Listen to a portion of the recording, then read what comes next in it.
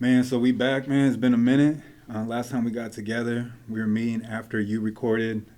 You shot the video with Dub man. Right, right, right, right. So yeah, man. But first and foremost, man, I just want to welcome everyone, man. Thank you to Bishop. Thank you to Young Crow, man, Thank you. for coming through the Resilience Building, man, and just showing love. I know that you've been here before. I've been trying to get Bishop to stop by, man, and just chop it up and see what we got going on. But no, man, you two are two people that I highly respect on a personal level, but also just seeing the grind that you guys been putting forth, especially like in the past, probably since 2001, really. Yeah. But yeah, man, what's been you, bro? Man, a lot of building for me. A lot of like recording. A lot of like in the studio trying to figure out my album. It's been an up and down road with like putting a body of work together. It's a lot more than just recording 11 songs. It's like recording almost like 100 and then picking 11 out of those 100. But for the most part, I just been doing that, man, and just building, with the team, with MadStrange, and just staying busy. Yeah. But I be seeing a lot of artists from the city like doing their thing, Yeah. for sure. And it's very encouraging because I've been doing it for a long time, man, a long time. So, I'm barely like starting to break out of like this so-called shell. Yeah. No, man, and that's real, bro. Like, I know we've talked about it before, bro, but like, it's been what, 7, 8 years since like. It's been a good 10, Yeah, It's yeah. been a good decade, Yeah. And that's including like recording at home and trying to like pay for studio time and stuff like that. Yeah. It's been a long journey from recording in other people's bedrooms and stuff like that to where I get to go to actual recording studios and stuff, and work, take the time to work on a project, and not, it's like it's a lot that goes behind it, that I didn't have before. Before it was kind of like, let me just record these songs and put them out. Now it's kind of like I need to think it out. I need to figure out, is this going to go with my branding? Is it going to go with what I'm trying to get across as an artist or who I am? There's a lot that goes into it, now that I have like eyes on me. Right. And before it was kind of like, let me just put out this music because, it's something I'm feeling right now. And now it's kind of like, let me put out this music because I feel like it's going to connect with people, not because I want to. So it's a little bit of finding a balance of being happy of what you're putting out, and then also pleasing people that are going to be listening to you. Like your target audience. Right, Yeah. right. So just with that being said, bro, like even this decade, 10 years from now, 10 years ago, and like just what we had happen like last month when you had Dezzy out here in the city Mm-hmm. and filming that video, and that video's doing well. Yeah, yeah. Man, what was that like? Just kind of like tap into like your emotions, your mindset, as far as like during that moment, after that moment, and like having the video out there, and even the love that he showed you, bro. Because when I was there, bro, he was showing you like mad love. Dezzy is a solid one for sure, man. And being able to work with him was a great opportunity. But for the most part, it doesn't end there, like that. Like, that was cool and all, like, I had a cool month of, like, of shine and excitement. But now it's kind of like, now that that's gone and that's out, like, what am I going to do now? Right. Like I can't depend on, somebody else to help me out in order to get to where I want to be. Right. But it was, having him out in the city is crazy, man. Dub-C, on Oceanside, that's like, huge. it was a big move for me, but like I've done a lot to get to that point. Right. Yeah, and I think he mentioned that. He said something like, man, I was scrolling through before you hit him up, he had already scrolled through your Instagram, and he was like, damn, I think he said this off camera, but he was like, damn, I just kept scrolling. He's like, man, this dude's got a lot of stuff. And so Right, and he was telling me too in person about how like many videos I had, it was hard for him to like really like just hear one song and base me off of that, because my catalog is like everywhere. Yeah. I kind of had to clean it up because like I said, like sometimes I would put out songs where it was like, oh, I want to put it out because I feel a certain way. But it was, in reality, I had to like kind of like take a lot of videos off of my YouTube because they weren't matching my branding. Mm. But yeah, man, it's a good time, man. It's a good time to be an artist from Oceanside. That's love, bro. And with that being said, bro, like I with Bishop and Young Crow, man, I've seen that with you guys in this past year. I think both of y'all have had really like productive 2021s going into 2022 with a lot of like momentum. Sure. And I know you released 30 Minutes was a joint. With Hugo? Yeah, and then you just dropped a single.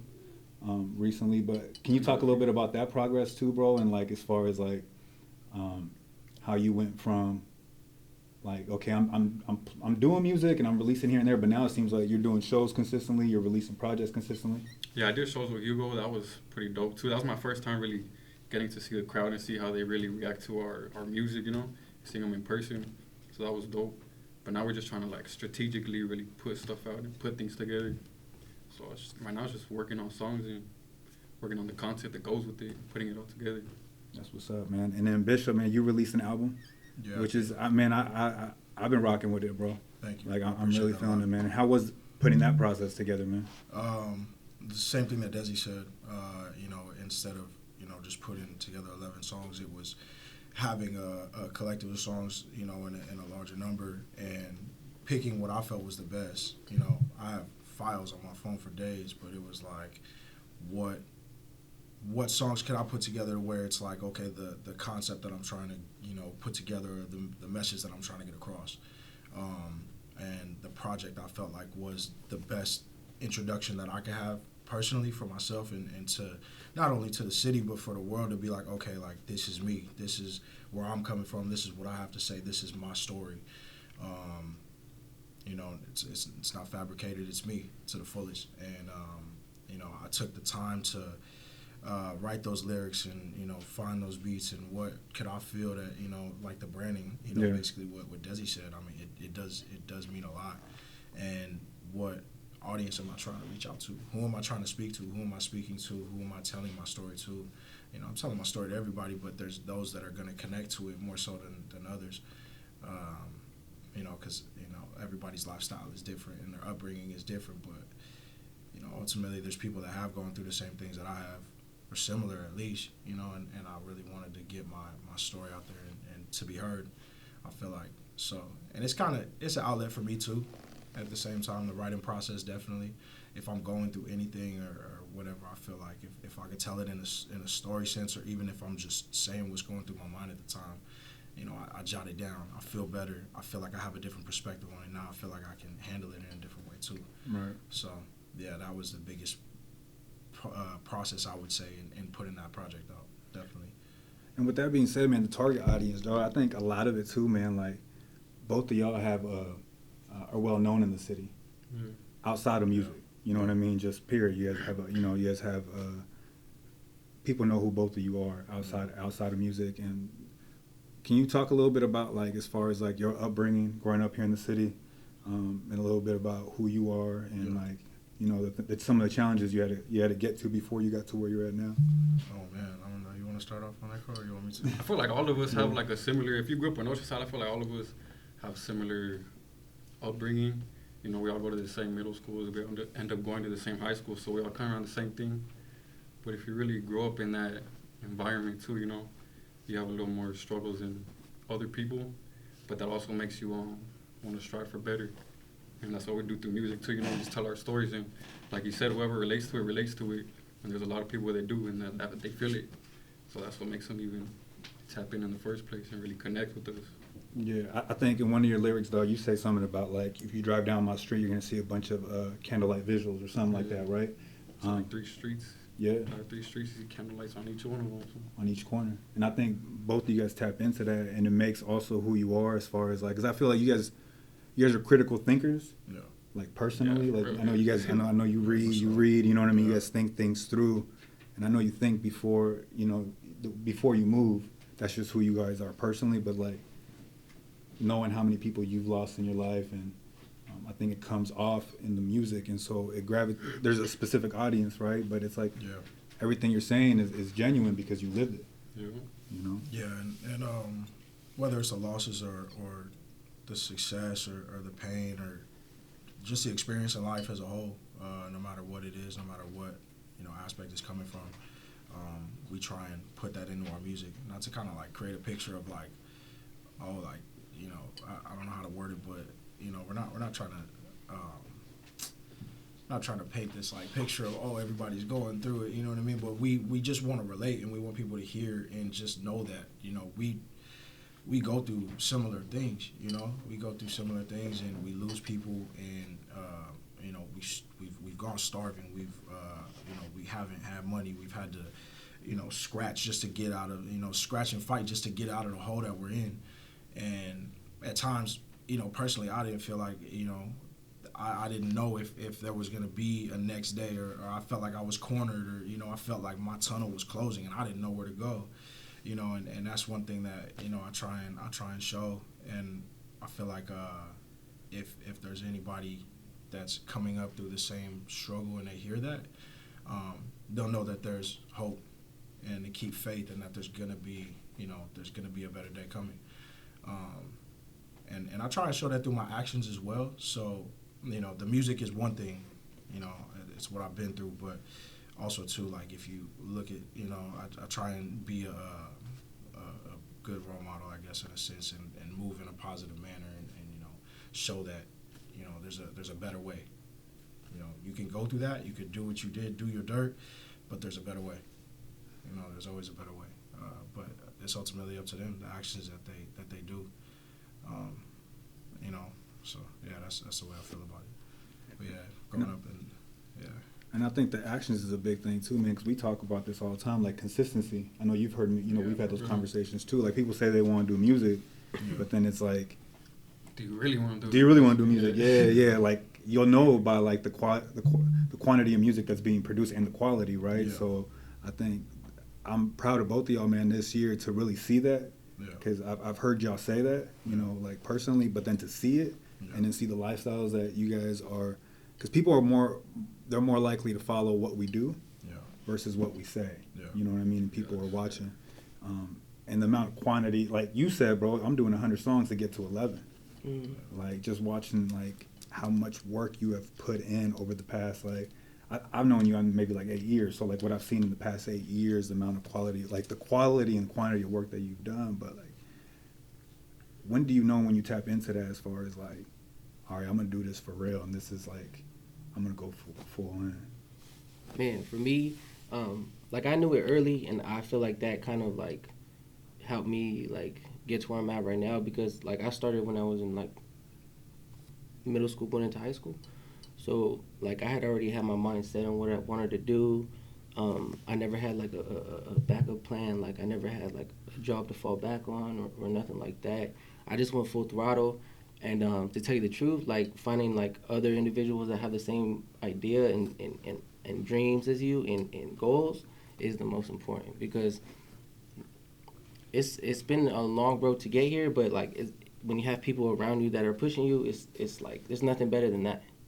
It's even like your own family. Like, if you have people, they don't even need to be family, but if they're in your corner, like pushing you, going as hard as you, it's just very, very influential, and it shows in the artist as well. Like, you can tell, like, if you see me for the first time, you can already know that I have a strong like support system, which is like key to everything. You need a strong support system. But yeah, man, I've been doing it for a long time, and I've always planned to be an artist. Like, I couldn't imagine doing anything else. And another thing is, I never really like depended on somebody to like put me on, or somebody to like get me through the door. All you really need is that support system, like my team. It was never like, oh, maybe I can do, like the Dezzy was never like, oh, maybe I could do the song with him, and then I'm gonna be automatically put on. Like, that future was cool, but it's like there's just so much more behind it. And if I would have known that, like, in high school, thinking I wanted to be an artist, I don't know. Like, it's a lot of work for little payoff. I'll be straight up. And I have so much more work to go, bro. And it's been 10 years. It's like, when am I gonna get a break? Or when can I slow down? Or when can I be comfortable? It's just that feeling. Like, I have that feeling like every day of like, what can I, like, I should be somewhere higher than where I'm at. Like, I have that feeling all the time. Like, I think that is motivation set aside from the people that you surround yourself around. But yeah, man, this whole music thing has been an up and down ride since high school. And man, like I said, man, if I would have told myself in high school, yo, like, in 10 years, you still ain't gonna be shit, like, I don't know, bro. Like, I don't know if I would have, like, you know, like, I had to experience it and go through it to really appreciate where I'm at, you know, and how far I've come and how far I still have to go. It's all an experience thing. Right. And Bishop, this is your first project you've dropped? Yeah, bro. Like, off of just this project going forward, you're just gonna see an improvement. And my biggest, like, advice I would give to both of you guys is before you put out a project, bro, like, show as many people as you can, or people that you think is gonna criticize it the most. Yeah. Because, like, bro, I've made songs where I was like, oh, this is it. Like, I want to put this out. I want this to be on the album so bad. And then I show it to, like, my team or to a couple people, and they're just like, yo, like, that song's cool, but it's just too much. Like, it's too thought out, you know? Like, they like the songs that have been thought up on the spot and recorded on the spot more than this song that it took weeks to record. And sometimes it's like that. Sometimes I'll shoot a whole video, bro, and we'll scrap it. So, you know, like, you can't just be, like, so sure about things until, you know, you show people or you get criticism is an important word. Not advice from people, but criticism. Like, that's the best type of advice you get is criticism. But it's having people that you trust. Yeah. Like you say, your support system's strong, so, like, it's dope that you've, you know, I'm sure people have come and gone, but having a team that, like, you can trust what their feedback's going to be, knowing that you guys are all going and you guys all want the same thing. Right. But, I mean, to be honest, you'll sense it. Like, they'll Yeah. push you. Like, you'll feel it. Like, you know, like, they'll make you uncomfortable. I guess you could use that word. They'll make you very uncomfortable. And it's just a part of them pushing you. You know, like, criticism is an important key into getting to where you want to be. Like, criticism is so important. But, you know, don't take it the wrong way, you know. Like, I get criticized by a lot of things, and I never take it the wrong way. I just be like, I'm going to roll with it, and I'm going to try to improve. But criticism, for sure. Don't be afraid to show your music to, as many people, or even, like, your support team. Like, don't be afraid to share your music, because you want to know if it's good enough to put out, you know? Because it might be good to you, but it's like other people might think differently. Yeah.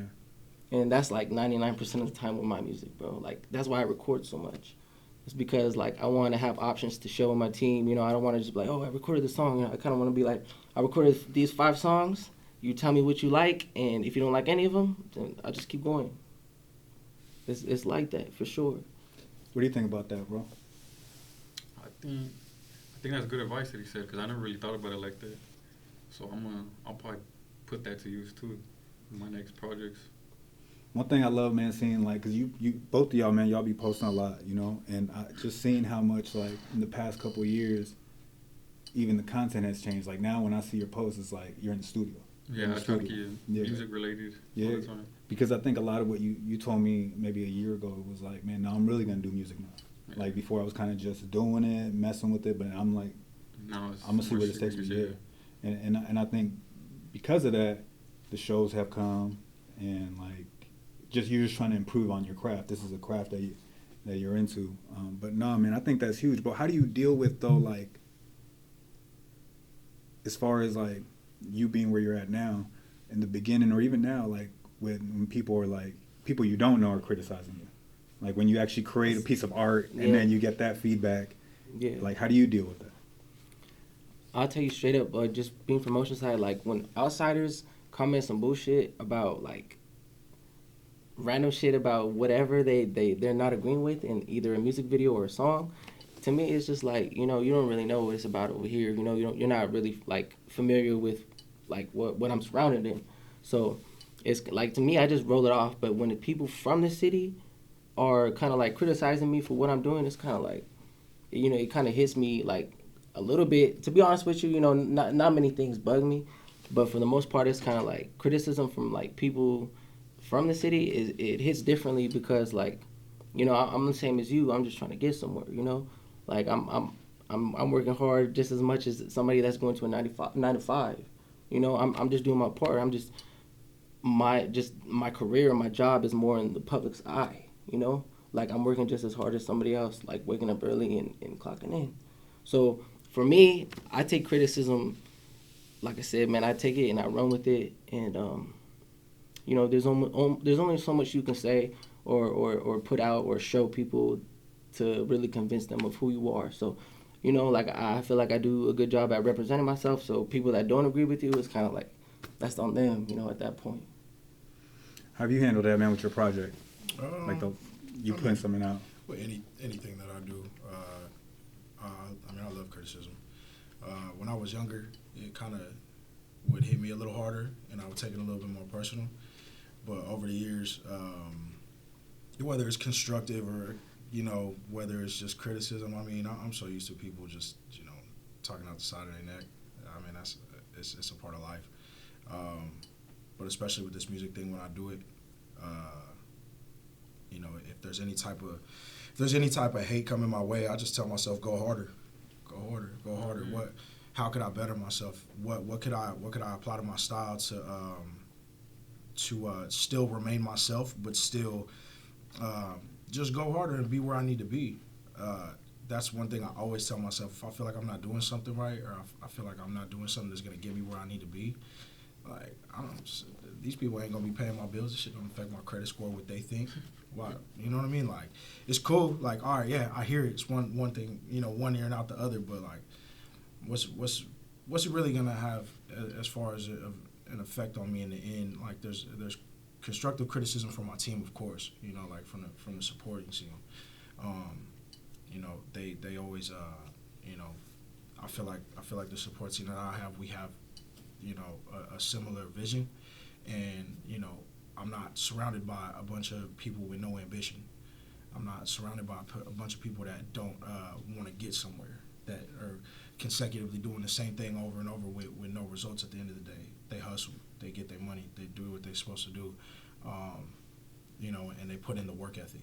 The work ethic speaks for itself with the support team that I have, and that's why I rock with them the way that I do, because it's I don't only see it, but the rest of the world sees it, the rest of the city sees it, and the rest of the city respects it, because the rest of the city ain't doing what they're doing.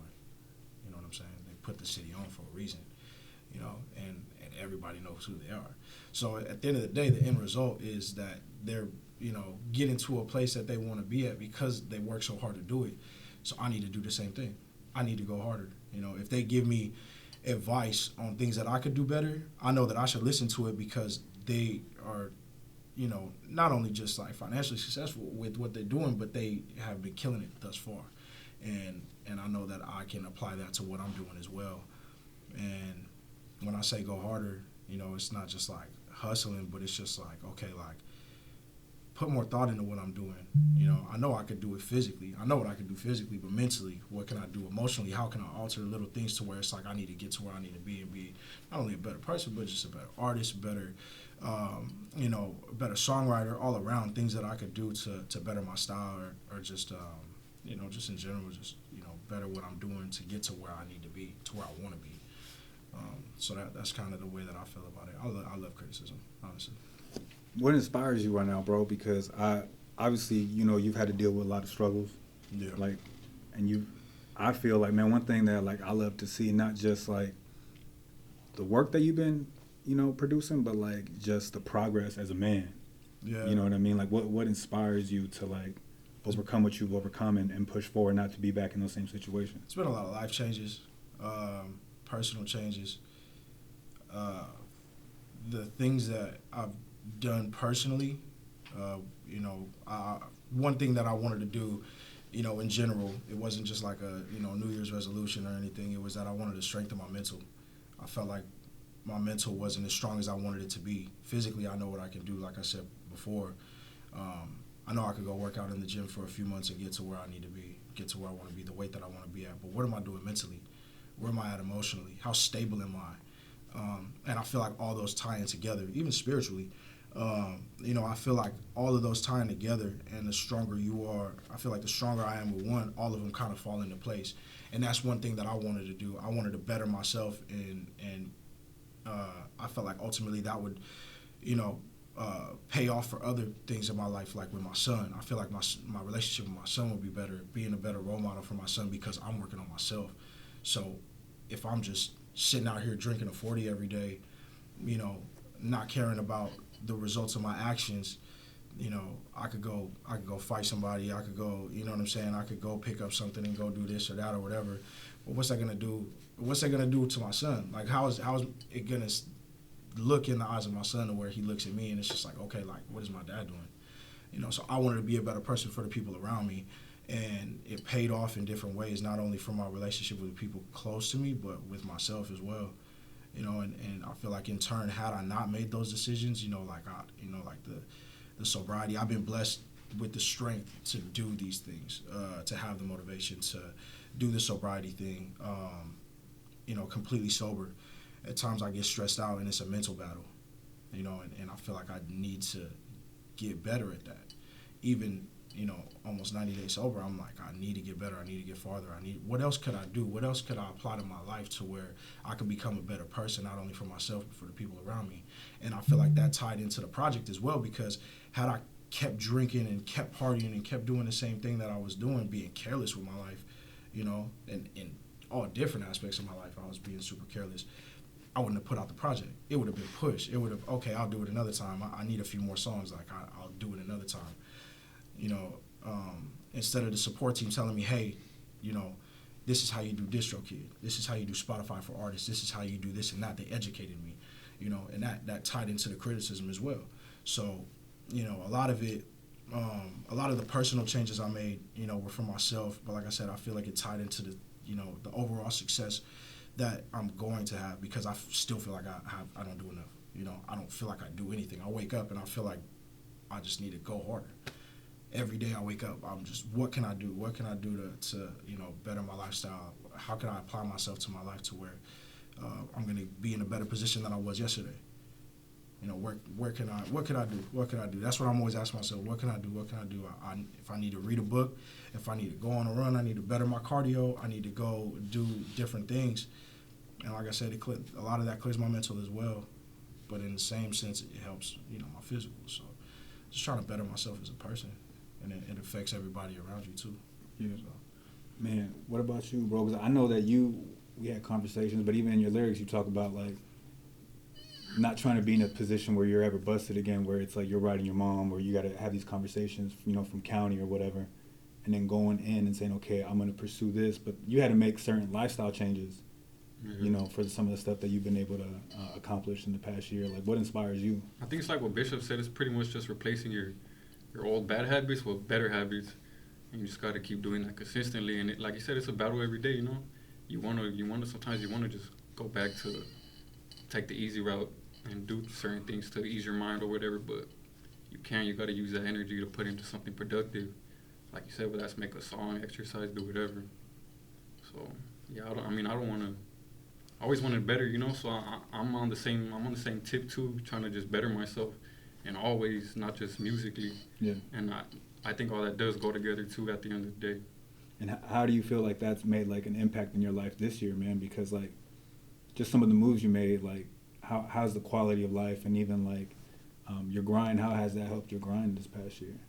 Oh, it's helped a lot, because, like I said, I only started taking it serious, like, in the beginning of last year, so it's pretty much just the last year and up till now, but the growth has been a lot, and I realized that through other people, too, that recognize me or notice me or tell me, so that's been dope, just seeing the love that I get from different people from everywhere, but, yeah.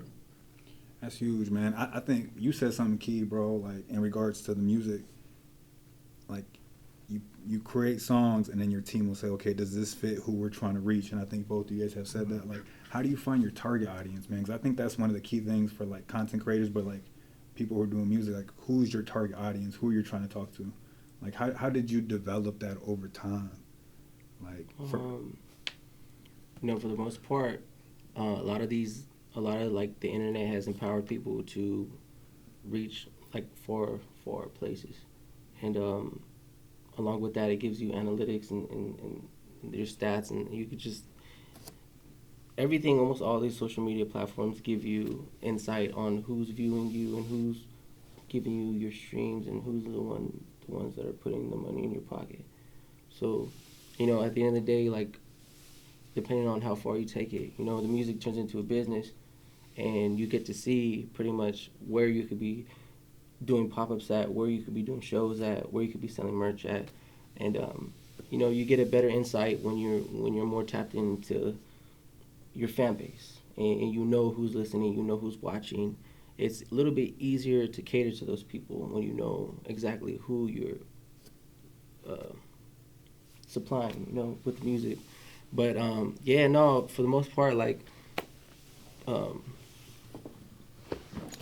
I just go off of, you know, the statistics and the everything online. Like I said, just shows you. You know. How often do you tap into that though? Like how often do you review those analytics? It's crazy, man. Like it changes. Like when I put out EBT Boy and around that era, like 4 years ago, like I had a lot of streams from like Mexico, like the UK, like Europe. It just was like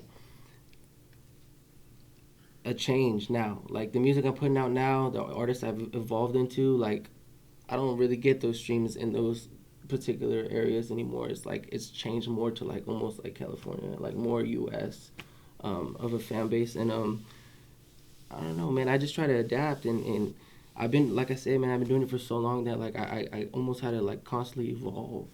You know, like imagine if I was still doing some trap shit like right now. You know, like it wouldn't work. Like it just doesn't work. Like I tried doing trap and it just doesn't work. Like I found my lane and I've kind of like evolved into something that's more mature, in terms of like everything, like the songwriting, and I just got to keep advancing at the lane that I'm going in because I've found following for that. You know, my old following is gone. It's come and gone. You know, like 4 years ago was a long time. You know, that whole trap, lyrical trap I was doing, it was working out, but it's like, it just died off, you know, like I evolved, you know, I grew up, you know, yeah. I'm somebody else now. I'm not that same person. And that's what I was going to say. You've grown as a man. Right. So like my music is going to change. Right. You know, I'm not going to always rap about the same things and talk about the same things because I'm in a different position now. But the most important thing was that I evolved, you know, like if I was still doing that trap thing and it wasn't working, and 4 years later I'm still doing it and it's not working, like, you know, you really got to study the shit, you know. So right now I'm doing funk, and right now it's working for me. And I've always done funk, but I've never like took it this serious. I've always sprinkled it, you know. All my albums have had 1 or 2 funk songs on them, but I never went this deep into it. So right now I'm just like full throttle like funk, you know. But it's in me, and I know that like it's a part of me, so it's something that I can supply people for the rest of my life. And it seems like you enjoy it too, though. Like like even hearing it, seeing it. It's become natural to me because I've evolved into like a funk artist. So, you know, like I can go in the studio and knock out a funk song like that. I go in the studio try to put a trap beat on, I can't even write to it. Yeah. It's just like my whole thinking has changed. Yeah. No, and that's being tapped into the actual business side of it. Because, I mean, in a way, it is a business, right? So, it is a business. You want to take it serious? Yeah, it's a business. You're trying to make money off of this, right? Yeah. And so, it's like you have to tap into that side of it. I think both of y'all have a similar style. It's like very, both of you guys are critical thinkers, but you guys' storytelling is about your experiences, which, man, for me, I can really tap into because it's like you guys are talking about stuff that's relevant. Like you said, we've all kind of experienced similar things. It's really relevant to you know, the area that we live in and what even the mentees that we mentor, man, like it's relevant to their lifestyle. Like when I hear your guys' lyrics, sometimes I can picture specific kids that I mentor going exactly what you guys are going through and living on those streets that you're talking about. Like I've seen those visuals. I know what visuals you're talking about. I know the people's visuals. Yeah. You know, when I drive through there, when I hear your lyrics, man, and you talking about the things that you're going through, it's like I've experienced that, like either through someone else's life or I know what you're talking about, so it hits. Yeah. With the visuals too, I try and make it more specifically about places that I have personal experiences at, instead of just doing something at the pier. Yeah. You know, like it's cool. Like it's cool to show that, but.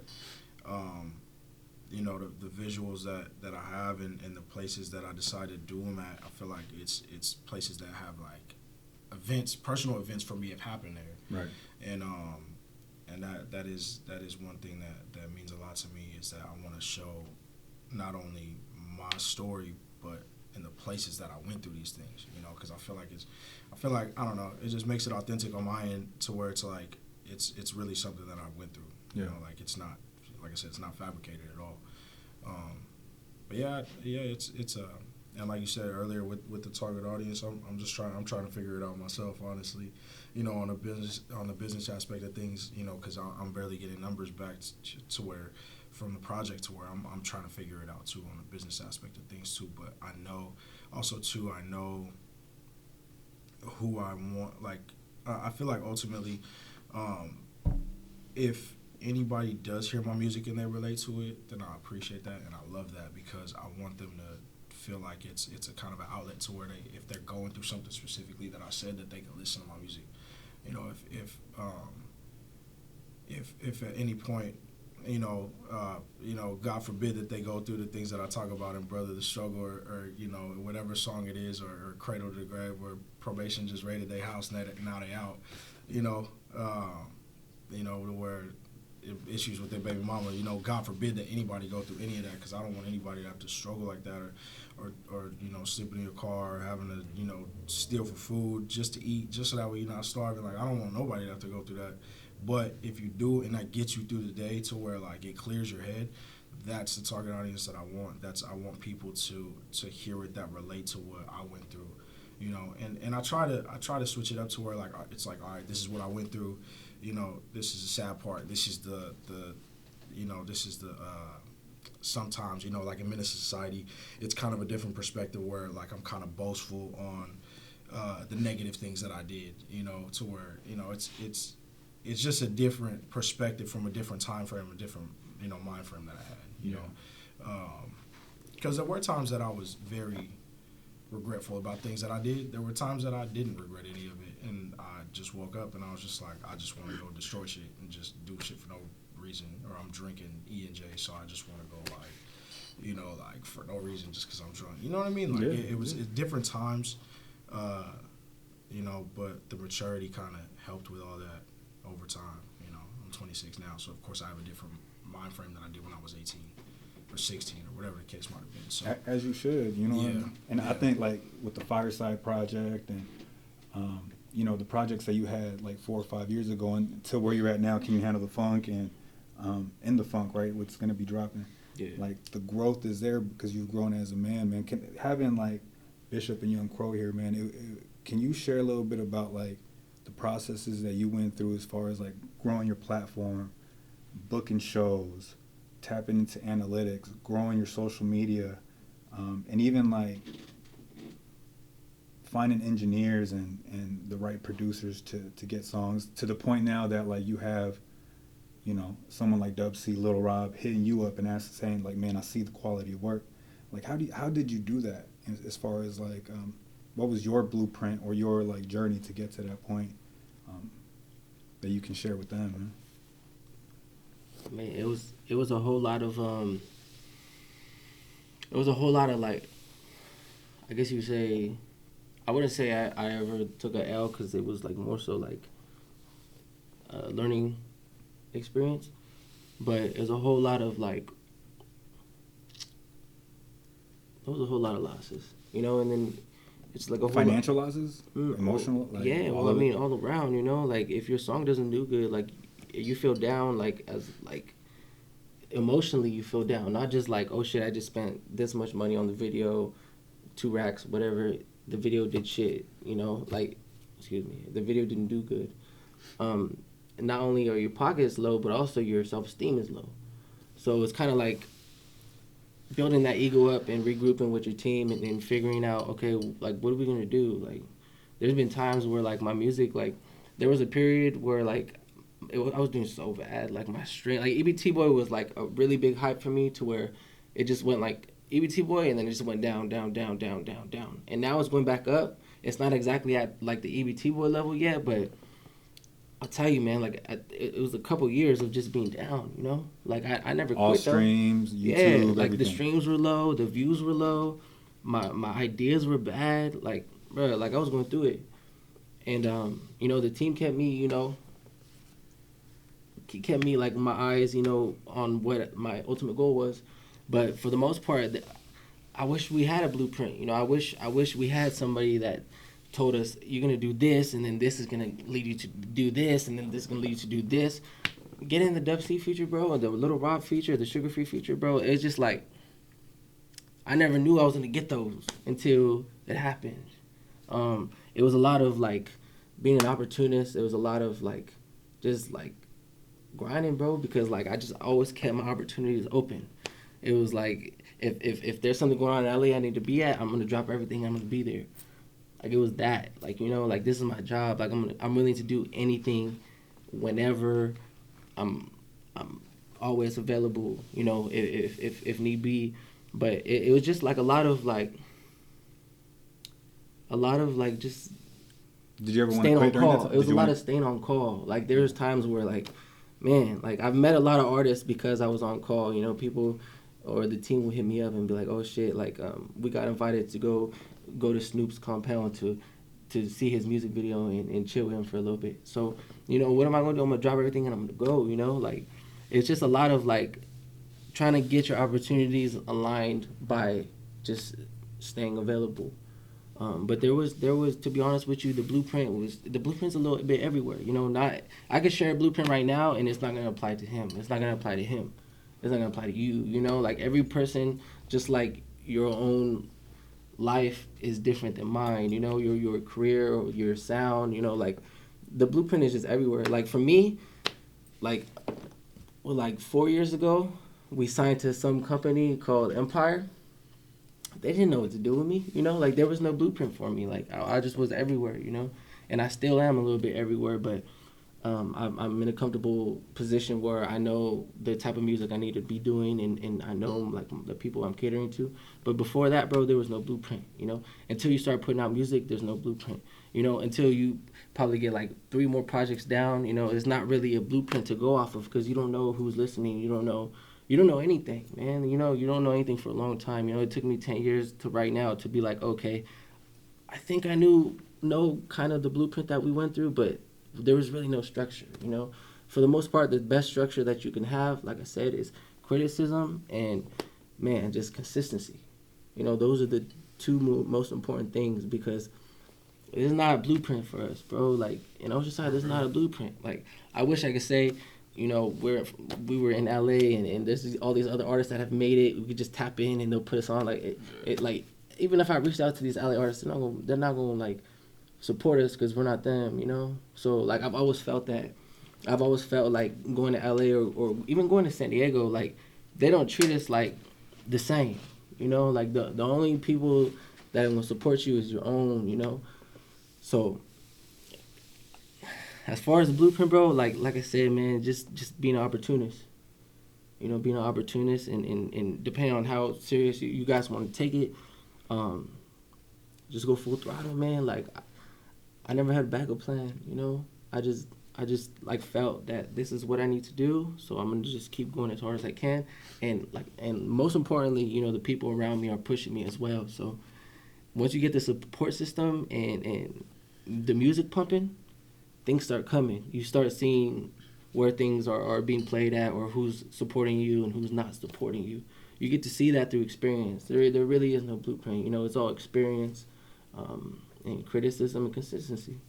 Did you feel that, like, did you see that happen after EBT Boy? Like you said, those years, did you want to quit at any moment? Was there any moment that you... EBT Boy was my hype, bro. So No, I mean, at after that point, I was like, oh, let's do it, you know? And I was all, like, excited, you know, to do music. But after that, like, man, it was a little bit depressing, you know, of, like, just seeing things drop and having that hype. And that's what I'm saying, bro. Like, you can have that month, year of fame, but then it's like, where's that, like, what are you going to do after that, you know? Like, you can have a big feature from somebody such as Dezzy, but then it's like that's going to fade away. You know, like a year from now, like that's old news. You know, you got to figure out how to stay relevant, and how to like keep going up. But like I said, man, the blueprint is everywhere, bro. Like, another artist telling me their blueprint and what I should do. It wouldn't work for me, you know? It wouldn't. Like, I'm just a totally different artist. Just like these 2 young gentlemen are totally different than I am, you know? Crow's totally different than Bishop. Bishop's totally different than me. It's just all through experience, you know? And I've been doing this for so long that, like, I get to see things and like I said, the best criticism or the best advice is criticism.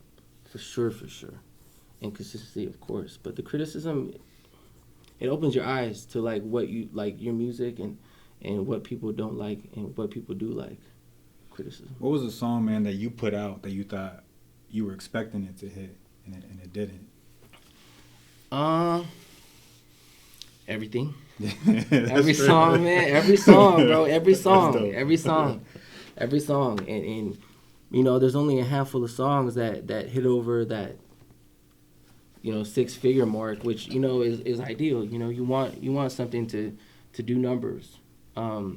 It's, man, I've been trying, you know, like I've done my share of trying, and it just speaks to how far I've gotten. Like, it's because I've been trying, I've been experiencing, going through the motions of like not knowing and being uncertain. It's a lot of uncertainty, man. Like, a lot of people will tell me, "Oh man, you're doing so good. Aren't you proud of yourself?" Like how did you know? Like, to me, it's just like not really proud. Like, I've been, like I said, bro, like 4 years I was like depressed because my music wasn't doing anything. Like, I'm not proud. I'm more so like relieved of that stress. In those 4 years, you put out 2 projects, right? After EBT Boy? I put out 3. 3. And they were, I don't know what I was thinking, bro. But like I said, and like I'm telling you guys, bro, you might want to, like, you might feel some way at a certain particular time, and then you put it out, and like, bro, I had to scrap a lot of my catalog because it was off of like, it was almost off of impulse, off of like my impulses of like, I'm feeling this way, yo, I want to put this music out, and then the team agrees to put it out. But like, you know, like sometimes it's better off like not putting out, you know, like certain songs. Because those 4 years of after the EBT Boy, I was putting out music, bro. But the streams went down because like it wasn't good music. It wasn't music that was resonating with people, and I couldn't see it because I was letting my emotions take over, you know. But at the end of the day, it's a business, you know. All emotions aside, you gotta do what's selling, you know, along with keeping your integrity as an artist. So it's a balance. It's a hard balance. It's super hard. So putting that into a blueprint, I don't know, man. Like, all I could do is answer as many questions and give as many honest answers as I can. But as far as a blueprint, bro, there's nothing like just putting music out and getting a feel. You know, just boom, put that out. Let's get a feel. For instance, even like OE, like that song was the very first song that did numbers for me, and it was like a throwaway song, bro. That I literally found a beat that my boy had, recorded some lyrics on it, and I threw the video out. Ended up hitting 1 million. Mitchie fucking reached out after I put that out, and it was like doors open off of just like a song that I literally wrote in like 30 minutes. While I had other songs that I took a week to write, and they did like not even a tenth of the views, you know? Like I said, man, it's all experience, and as far as I've came, man, I keep my options open. Yeah. For sure. How do you feel about that, man? Because I know that now this is your year of going in and like putting out projects, and I know your heart's in it because you're giving up a lot, you know, to pursue this. Yeah. Like, how do you hear about hearing that? Yeah, I think it's a lot of trial and error pretty much, and that just comes with the game. You know, everything isn't gonna do as good as certain songs. But like Dezzy said, you just gotta see what people really rock with, depending on certain songs. You know, if they like this sound, then maybe you should do more songs with that type of vibe. And if it keeps going, just keep going with it. But it's a lot of trial and error, and then building up your team too, making sure you have your producers, different producers to tap in with, and studios and people with cameras, audio, all that. Just building up your team and making connections, like you said, and being on go. Because there was times I dropped what I was doing too to go to LA or San Diego too to tap in with people, and I meet new people too. Yeah. So it's a lot of that too. It's just being ready to go, ready to work anytime.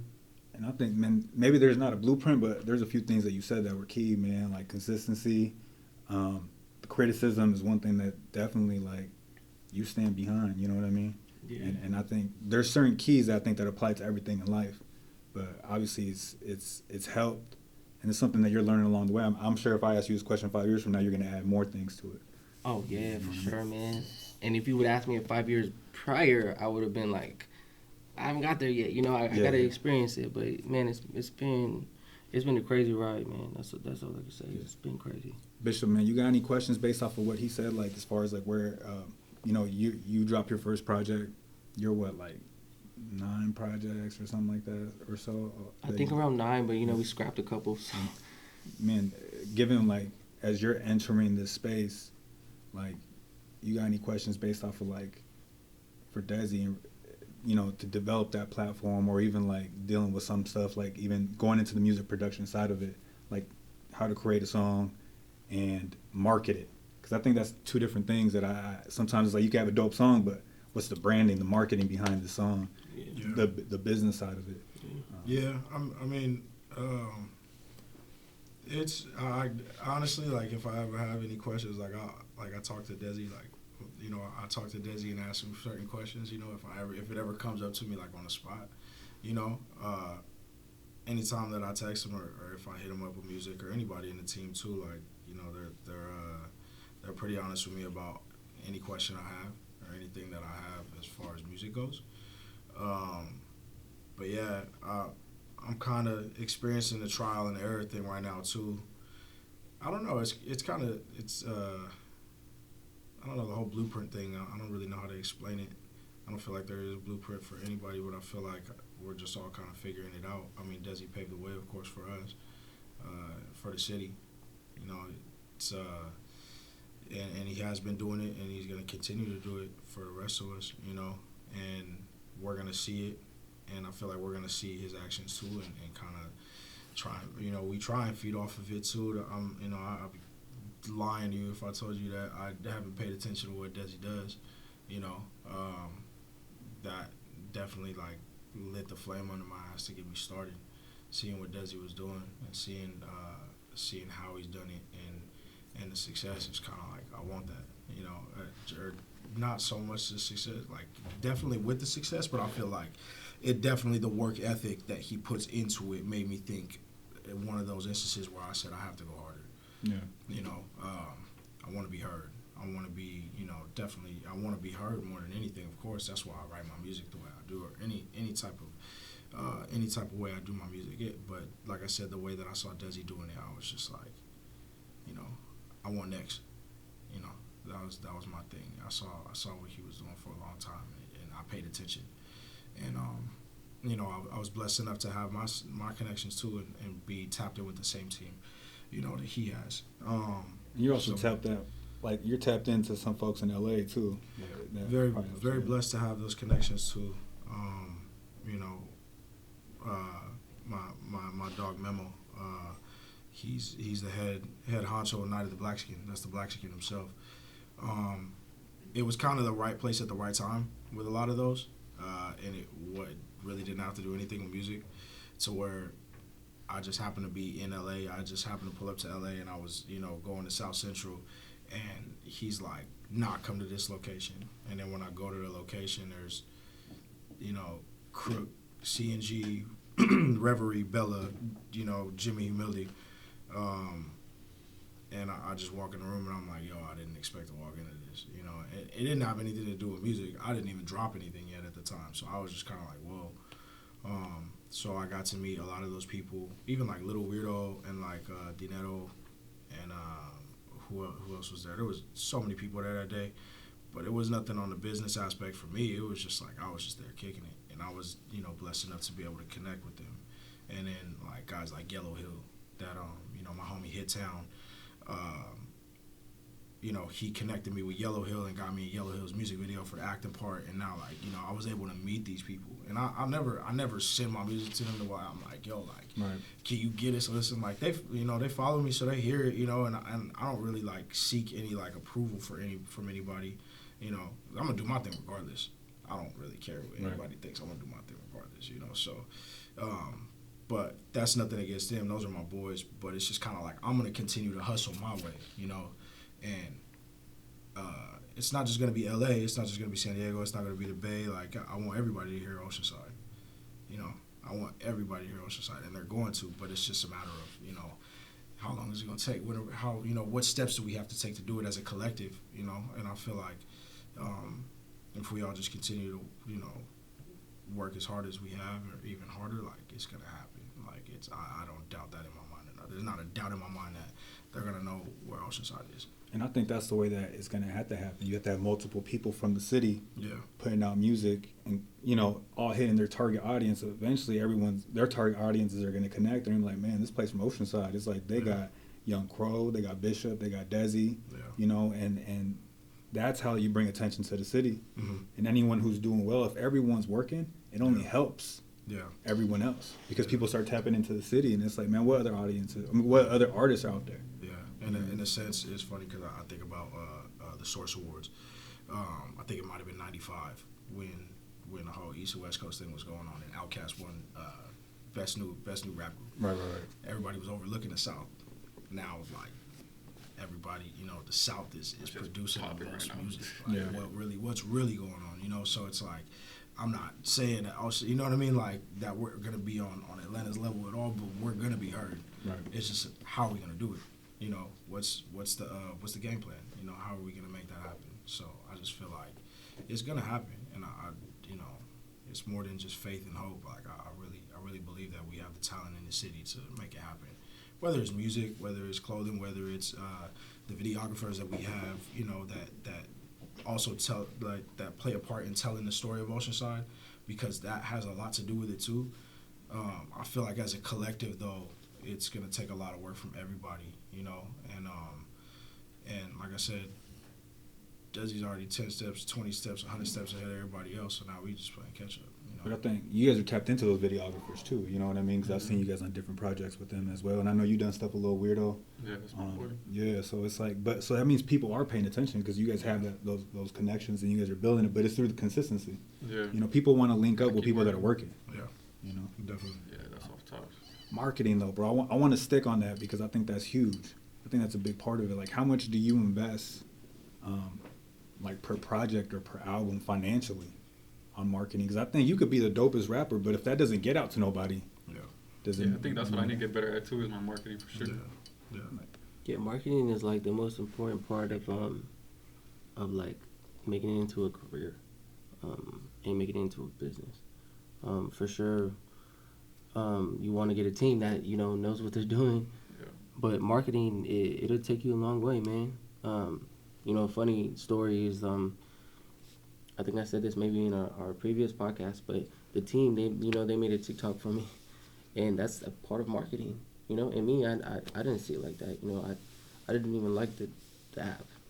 You know, but the team, you know, they specialize in the marketing. So, you know, they made a TikTok for me, and bro, it's reached a lot of people. You know, like I said, I think in the previous podcast, I had the manager for the Jabberwockies in my studio, like talking to me about like shows and like the business, and it's crazy, man. He came down to Oceanside he came to Oceanside just to come to my studio to talk to me about business, you know, and it's that opportunity came from TikTok, which I, you know, is a marketing, but it's like I you know, I didn't really pay that much attention to it, but the team, you know, it goes back to having a good team that knows what they're doing and studies and figures out like a good way to market you as an artist so that you get the most exposure out of each and every song or whatever you're doing. You know, at the end of the day, you want exposure more than you want a good song. And it's funny to say, like, you could put a bad song out and then just have all this exposure and then it gets popping, but it's not a good song. You know, marketing will do that, man, and you want people that can help you with that. I can't do that. I can't do everything by myself. You know, I could barely manage just my Instagram. So it's like, you guys definitely need to get some people, bro, that know what they're doing for marketing and are studying that aspect, because that's almost more important than making a good song. You know, because there's bad songs out here that are huge because of the marketing, you know? So marketing is very important if you want to make it into like a business or a career. If you want to take music that much further, you know, first you want to figure out who you are as an artist, and then you want to figure out your fan base, and then from there it's marketing. Sure. That's huge too, man, because it's like you want your song to be heard. Yeah. But you're an artist. It's your job, you know, to get in the studio, record, write the song. Right. But it's like, then you need someone that is good at. That's gonna just focus on that while you're focusing on being the best artist you could be. You can't do everything by yourself. Yeah. You can't. It's impossible. Like me, like as far as I've gotten, I couldn't have done that by myself. Like that's almost impossible. It's crazy to hear that, man, because when you think about like people who did music in the 80s and stuff, it was like they were trying to find that DJ. Who's my producer, who's my DJ. Now in 2022, it's like, okay, this is my DJ, my engineer, but this is my social media person. It's just as important, but it seems like it's very much needed. Right. No, it is. It is very, very important. Very, very important.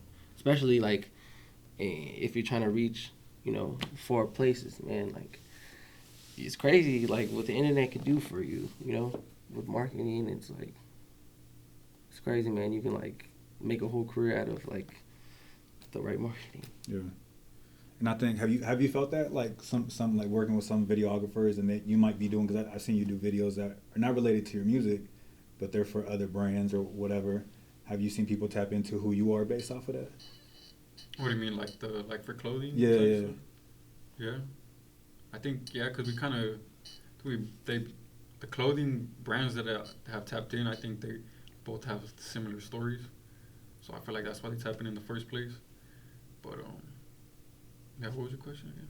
Like, have you seen a growth, like, as far as in your social media platform? Like through them? Yeah, through some of the stuff, or some of the collabs that you've done? Not really, not as much, because that's kind of more, that's not really showing my music, so if they see me for that, they're not really going to tap in for me to check out my music, so that doesn't really get, like, usually, when you do certain things, not everything really transfers over to your music and your videos, so it just depends. Really. Yeah. This year, I feel like this is the year too that you started spending on your music though, right? Like I saw you develop a studio, kind of like got my own little studio in my house now, so I could record when I want to. Now I'm barely getting the basics of actually recording myself.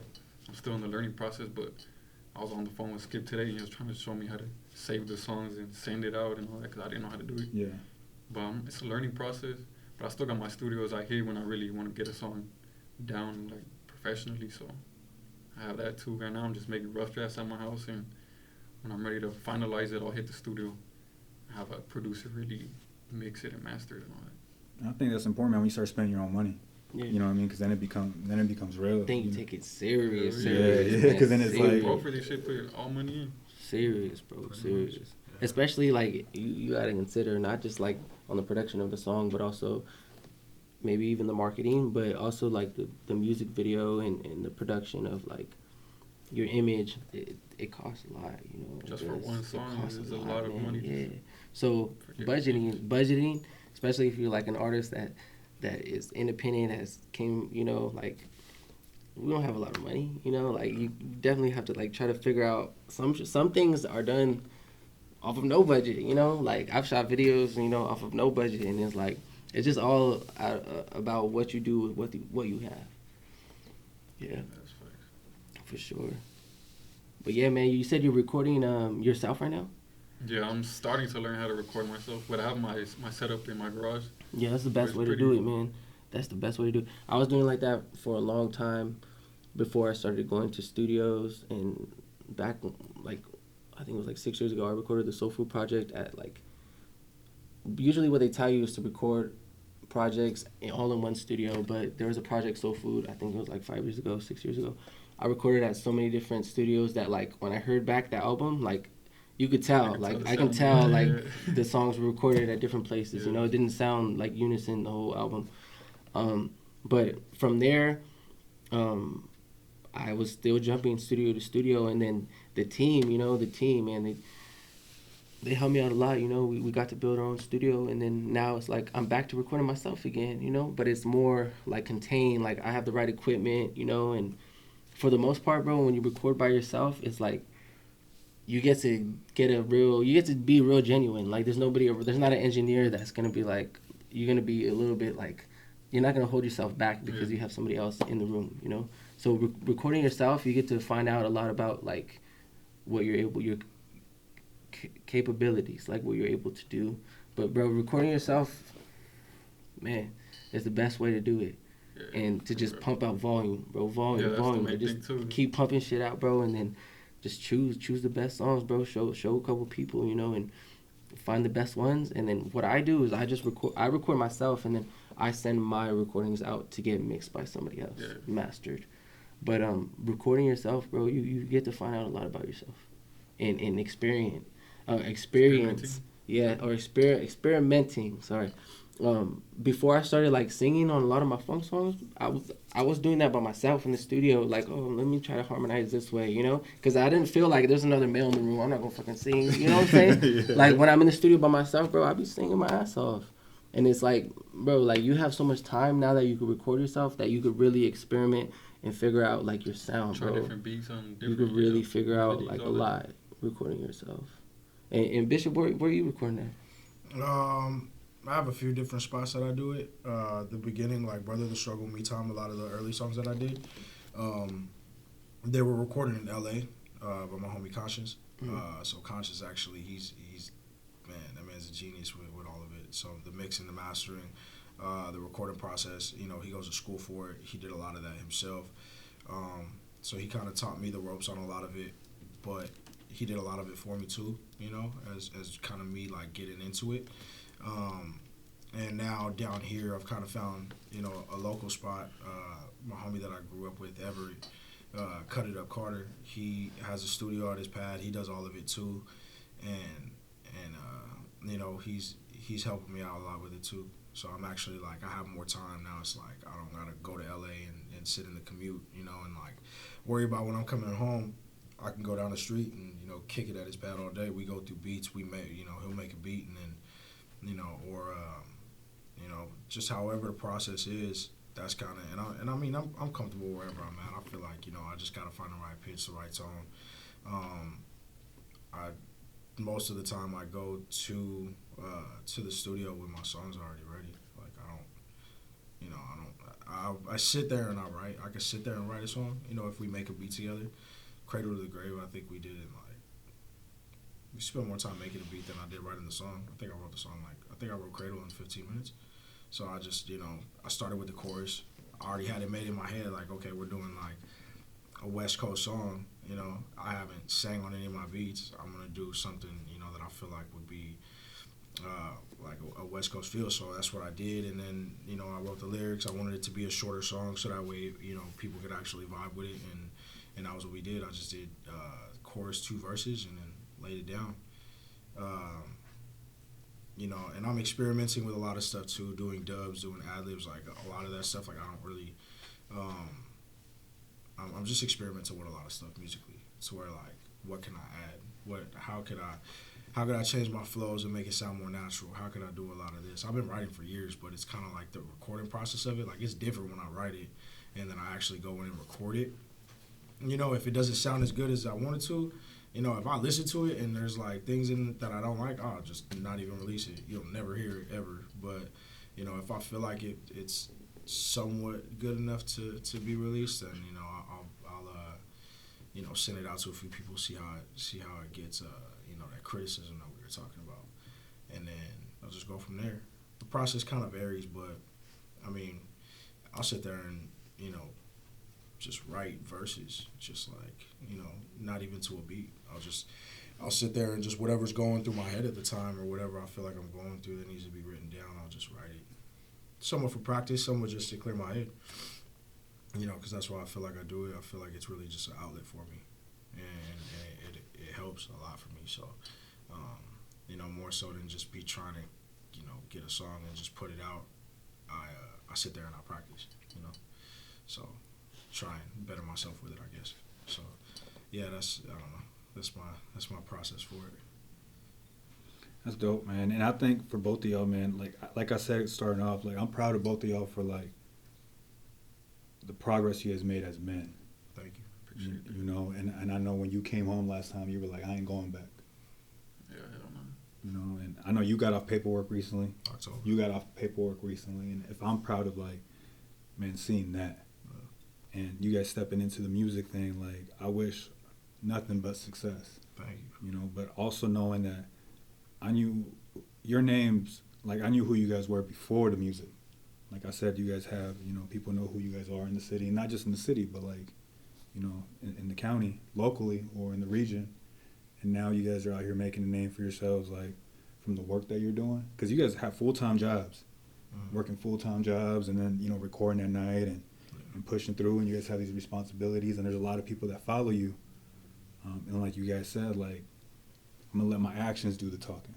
and people will follow that more. And I hope, man, that like I said, I wish you guys both the success, but not just in music, man, just as men. You know what I mean? If y'all keep doing what you're doing, y'all gonna have such an impact in your communities and your neighborhoods and the people that follow you, because you both know that you have people that follow you.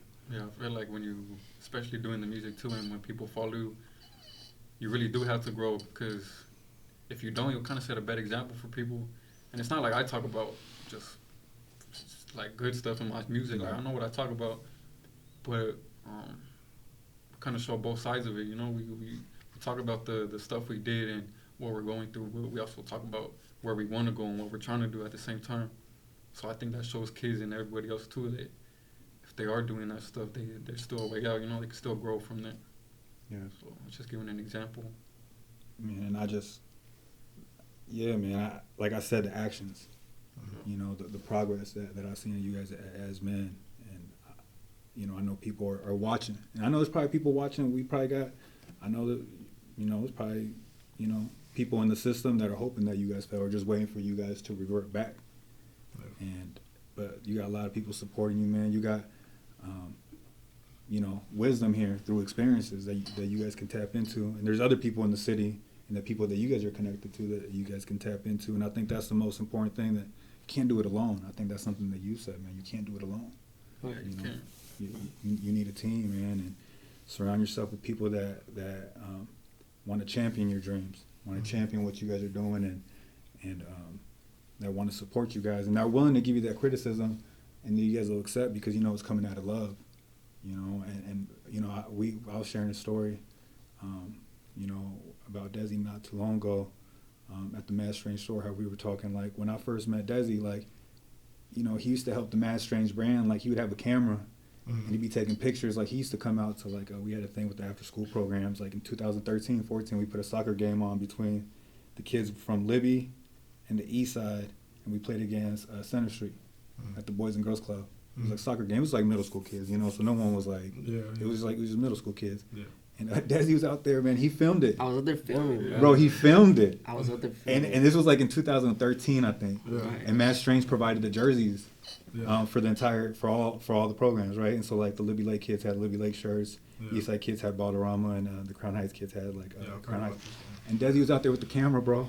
You know what I mean, filming it. And we were talking about the other day. I was like, bro, that would have never happened now. But like just to know that, like, I've done my fair share. Yeah. I've done my fair share. Like kids didn't even know who he was, bro. He was out there with a camera. Like I said, man, I've done it all, bro. I've done it all. Literally, I've done it all, man. And I bet if you had to, though, you would do it still. Like, yeah, of course, man. I'm very humbled at where I've been and what I've gone through, to the point where like there's nothing that can really like bother me, you know, in terms of like anything like that would make me uncomfortable. Like I'm very Oceanside based, man. Like there's just so much I've experienced living in Oceanside, and people that have grew up here, they understand that. And man, I've done my fair share, man. But I appreciate you for even from that moment, bro, because he wasn't even. I don't even think I had ever even heard a song come from you. I just knew that, like, I knew you did music. That's how we met. But you know, Daniel from MadStrange, the videographer, was supposed to come out and film, and he couldn't make it. And he texted me, he's like, "Hey man, Dezzy's gonna be by, and he's gonna film it." And I just remember who he was, because at the time he was still like, you know, he was a lot younger. And he was out there with the camera. He was there before we showed up, and he was like in the middle of the field. Yeah. You know, he stayed for like 2 hours, bro. I stayed for the whole filming game. Kids playing soccer. You know, I stayed for the whole game, man. But there's been some crazy things, man. Like I've done it all. Like I said, man, I've stood out. You know, before you know, we were blessed with the internet, and things, places you could reach with the internet. I was, you know, I've done my footwork. I've been out there passing out CDs, you know, and I've done it all, man. You know, I've been out there like giving out like flyers. Like I've been in the streets doing my work to being on the internet doing my work. Yeah. You know, like I said, you kind of have to adapt, but everything's digital now. Yeah. You know, so I don't have to be out there passing out CDs. Oh, can you listen to my CD? You know, some people throw it right into the trash. You know, like now it's kind of like it's different, man. It's different. Times have changed, bro. But I've been doing it for so long that just speaks volumes. You know, I was out there pushing CDs and stuff like that, man. So, packaging it myself, you know, going to my auntie works at Maricosta. I used to take the CDs, press them, put the thing on the CD, put it in the CDs, put the front cover, the back cover, and then put it in this plastic, like shrink wrap it. Mhm. I would do all that, bro, and then go out there, and then sometimes I wouldn't even sell them. I would just give them out, do all that work, bro, just to hopefully people would listen to me. Yeah. And now look at me, you know, Yeah. It's crazy. It's really crazy. And I see you doing that too, man. You opened up for G Perico recently, didn't you? Like you did a Yeah, couple St. shows. Anna. Yeah, and you done a couple with Open Lil up Weirdo for as well. Lil Weirdo, Sway. Yeah, those were dope too. Cause then you kind of cross paths with their fan base too, so they get to tap in with you. I think doing the concerts really got me a lot of followers. It got a lot of more people tapped in. Cause making music is one thing, but really performing and seeing how people react to you, that's a whole nother thing. And people really rock with us, so it was dope. People see that, they notice. Yeah. And even the promoters would tell us. So They know you're serious. yeah. Yeah, but you got to put yourself out there. Right. Yeah, that's the one thing. You gotta Right. take advantage of the opportunities that come, cause they'll pass you up if you don't. Someone else will do it. Yeah. You remember your first show? Yes, I do. Yes, I do. And it wasn't in front of many people. It was like 20 people. But the shows is a different beast, though. Yeah. Like, than being in the studio and recording some shit and then putting it out. Like, shows is different because, like, it's like an intimate thing, you know? Like, hearing your song is cool, you know? They're connecting, like, to the artist through the music. But then when you're doing it in front of them and you're showcasing yourself and your skills and stuff like that, it's like, it's different, you know? There's so many eyes on you. When you go in the booth, there's only, like, you and the engineer that are looking at each other. When you go into, like, do a performance, you have all these people and you only get one chance. You know what I'm saying? It's not like, oh, wait, I messed up, guys. Let me play the beat back and let's do it again. It's not like you're in the studio. You're in front of a bunch of people and they're already criticizing you by what you look like, you know? As soon as you step on a stage, people are already judging you. You know, they're like, oh, this motherfucker real quick. You know, we're going to watch him. And, you know, like, the best you could do is just give it your all. But it's a different beast, bro. Performing is different than studio. It's super different, man. Especially like when we opened up for G Perico, it was packed. You know, it's G Perico, so it was packed, and his fan base is more towards that over there, and probably a different fan base than mine. So performing in front of them too was kind of like, all right, like it's time to show them like what we can do. And I had a lot of good feedback from just random people that come up to you like, hey, like you got down, like I appreciate that, like it was sick. That's dope. But you wouldn't have been there unless you put yourself out there. Yeah, you got to. Because you knew that going into it. Yeah. And you could have been like, man, I'm not going to do that. Yeah. You know what I mean? But stepping out of that comfort zone. I knew more people were gonna be there for him than for me. Right. But it's all about just showing yourself. You know, even if you get one new person to tap in with you, like that's cool for me. Yeah. And you recently did that show in Las Vegas, man. But I remember, like, I think it was like 2013, 2014, bro. You were doing like open mics. Yeah, You know what and I I'll tell mean? you, man, Like, the live yeah. performances, man, those were like an eye opener to me. It was like, damn, I want to be like the headliners. I want to be in the headliners position. It was always, bro, every time I did a show and I'm out there like selling tickets, you know, I'm investing my own money into it just to open up for somebody else, bro. It was like, for me, it was just like, damn, I want his fan base. I want people to praise me like they do to this headliner. And it's always been like that, and it still is like that, you know? Like, it's just really influential seeing, like, the headliner go on and people are going crazy. It's just like, damn, like, I want to be the headliner. You know, it's been like that for a long time, and I can see myself slowly transitioning into filling that position. Yeah. But I'm not quite there yet, but I'm getting there. But, you know, it's all trial and error. Man, well, I appreciate it, man. I appreciate y'all coming, like I said, coming to Resilience, man. And the fact that we were able to have all you guys here at the same time is love. Man, and I'm really, man, like, not just wishing the best for y'all, but like I'm here. You know what I mean? Like, when it comes to not just like anything, man, really, because like I want to see you guys succeed, man. I want to champion your guys' dreams, and seeing just him pursue his dream and watching it in real time, man. Because I was there when he met the MadStrange team. Like I was physically there when he walked up. Bro, I met him. Met him the same day I met my team, my MadStrange team, which is like, bro, it's crazy. Like it's crazy. Like at your crib. Yeah, it was in my mom's house, bro. Man. Barbecue. He shows up and I see this kid. I was like, he ain't. I didn't invite him. You know what I mean? Like I don't know who he is. He came. He was younger at the time. I was like the youngest one. Yeah, he was the youngest one there. You know, a bunch of Oceanside heads, but everyone was a lot older. And then he showed up, and you know. That's when they were developing the MadStrange brand. They shot, like, I think one of the first ever promo videos in my mom's garage. You know, they had a smoke machine and just different. He came and, man, so to see his develop and just seeing him like, man, this is my dream and no one's really going to, like, sway me away from my dream, regardless of the criticism. Because at that time, Oceanside wasn't really like, I don't know, from my perspective, man, like, we all showed up, we all got, you know, it's often you see us wearing Oceanside clothes, you know what I mean, or repping the city no matter where we're at. For a while, it wasn't really like that, you know what I mean? And to have a local artist come out and really, like, having Lil Rob come out here, even though he's, you know, he's from, Solana, but having Dub C out here and, you know, just different people, like, paying attention to the city. Yeah. It's like, nah, man, people are going to know where we're at. You know, and you guys are all individually doing that. And I think as long as, you know, the consistency remains, man, like, you guys are opening the doors for the next generation. There's some middle school kids looking up to you right now. There's some middle school kids looking up to you right now. You know what I mean? And they're watching your growth. And you're going to open those doors for them, man. And they're going to say, man, I remember seeing Young Crow perform here. I remember I had his album. I remember listening to Bishop's album, man. And just like, that inspired me to do music.